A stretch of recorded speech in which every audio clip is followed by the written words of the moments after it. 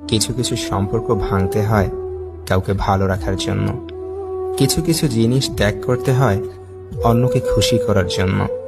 কিছু কিছু কথা বলতে নেই যেন দুঃখ না পায় তার জন্য। ধৈর্য খুব তেতো, কিন্তু এর ফল বড়ই মিষ্টি।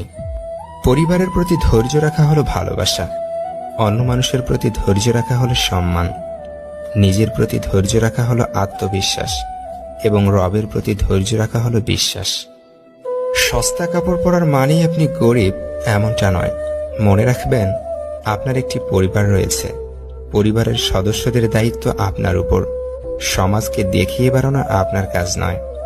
যারা প্রকৃতই তোমার আপন হবে তারা শত ব্যস্ত থাকলেও তোমার খোঁজ নেবে, কিন্তু যারা আপন হবার অভিনয় করবে তাদের কোনো কাজ না থাকলেও তারা তোমার ব্যস্ততা দেখাবে। যত্নেই ভালোবাসা বাড়ে, অযত্নে বাড়ে দূরত্ব। তুমি আমাকে ঠকাবে, তোমাকে আরেকজন ঠকাবে। এটাই তো দুনিয়ার নীতি।